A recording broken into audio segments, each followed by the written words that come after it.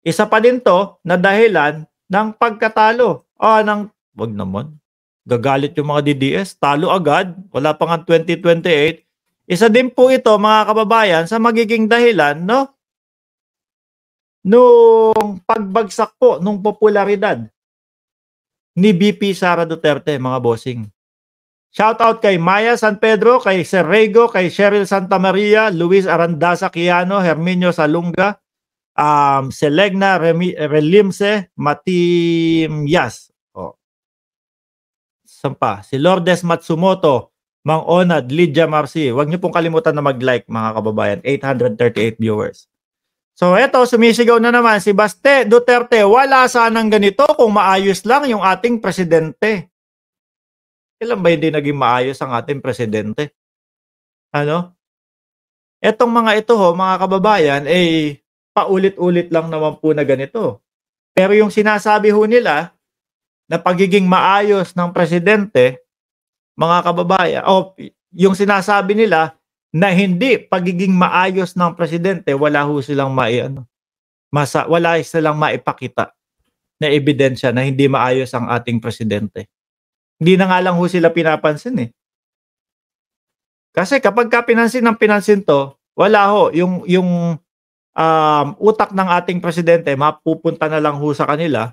No? Mauubos ang oras sa kanila, kakasagot sa kanila, which is dapat talaga hindi na pinapansin ho. 'Di ba? Hindi na ho dapat pinapansin, 'di ba? Rolly Vicente watching from Austin, Texas. We can put a good man down. Pero nagulat ako ngayon kasi walang mga dump truck doon daw po sa mautog nila mga kababayan. Walang mga dump truck. Yung huling mautog nila, kung di ako nagkakamali, Tacloban po yun mga bossing. No? May mga dump truck doon saan? Sa Freedom Park. Bakit ho? Naunang kumuha sa kanila ng permit yun. Actually, hindi naman daw sila kumuha ng permit doon eh. Ano? Nagsabi lang sila. Bakit ho may mga dump truck nakakarang doon sa sa Freedom Park po nun, mga kababayan? Kasi ho, naunahan sila may nauna na buwan na ang nakakalipas nang humingi ng permit para po doon sa mga transport show, mga kababayan, para maipakita nila yung mga binebenta nilang mga dump truck, yung mga yung mga backhoe, etc., etc. So doon i-display ho, hindi naman pwedeng mga pang mega mall yun hindi naman ho pwedeng mga yung nakikita nating transport show sa loob ng mall. Ang lalaki ho nun mga kababayan. Kaya tamang-tama na doon sa Freedom Park. Eto, pinapalabas ho nitong mga ito na kumbaga si PBBM o gobyerno ng Pilipinas ang nagpalagay ng mga dump truck doon. Etchos kayo. Ano? Puro na lang kayo issue. Hindi nila kinaya yung mga Kapampangan. Di nga. Ibig sabihin ba, ang ating gobyerno, talagang pinipigilan kayo dyan sa mautog ninyo? Pwede kayong magmautog kahit kailan. Ang problema lang, kagaya na lang nung sa Bulacan. Balikan natin. Yung sa Bulacan, pinapalabas nyo na local government ang may problema. Hindi kayo binigyan ng permit. Pero ang katotohanan ho, mga kababayan, nandoon sila sa pribadong lugar. No? Na siguro, yung may-ari po, kasama yung lawyer na nagpapatakbo po o nangangasiwa doon sa pribadong lugar na yon, mga kababayan, napansin yung kanilang mga isinisigaw doon sa kanilang mautog. Puro mura pala yung sinisigaw nitong mga ito. Puro paninira pala sa gobyerno at pagpababagsak kay PBBM ang sinisigaw na ito. Nagbago ang isip mga kababayan. Wait lang.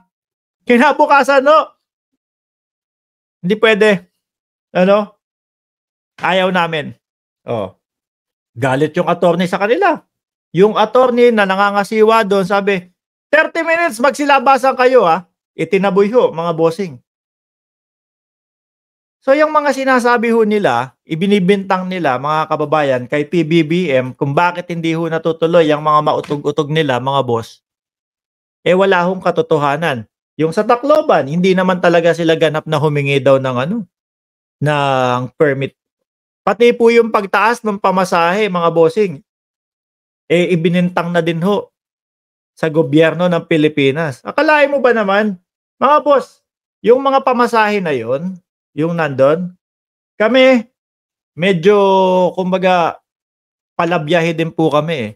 Pagka hindi busy, mga kababayan, yung biyahe na yon, talagang expect nyo, mahal ang pamasahe dyan. Pagka kaunti lang ho yung pupunta, expect nyo, hindi laging may flight yan. Hindi araw-araw may flight. Bakit ka maglalagay araw-araw na, kung ikaw may-ari ng airline, kung ikaw may-ari ng airline, araw-araw ka maglalagay ng flight papunta ng Davao to Tacloban, wala namang sumasakay? Ano, kahit isang peraso o kahit wala, basta may flight. Lugi ho sa negosyo yun, mga kababayan. Lahat binibintang nitong mga to sa gobyerno eh. Tunay daw ho, inutupa yung mga Kapampangan. Hindi nila kinaya ang mga Kapampangan. Ayan, nagmura pa, PI. Kaya tunay na maisog yung Kapampangan ng utupa. Kailangan mong pakinggan yung boses o ano yung mga sentimento talaga ng mga tao. And unfortunately, now, that is not happening. Alam na namin yan, lahat ng sinasabi ninyo dyan sa mautog ninyo. Di ba? Kabisado na namin yan eh. Simula umpisa hanggang huli. Simula yung pagsigaw ninyo ng bangag hanggang doon sa chacha, etc., etc. Kabisado na hanggang sa pagsigaw ni, ewan ko kung sumisigaw pa si Pantaleon Alvarez. Mga bossing.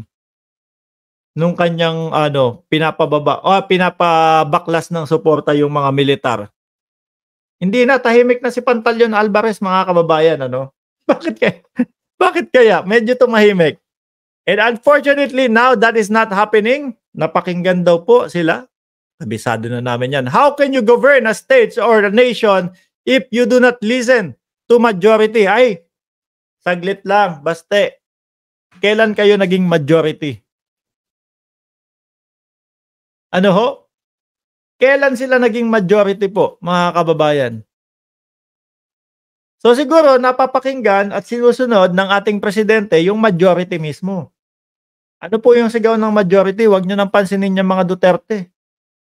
Panay paninira lang yan, makakabagal lang, no?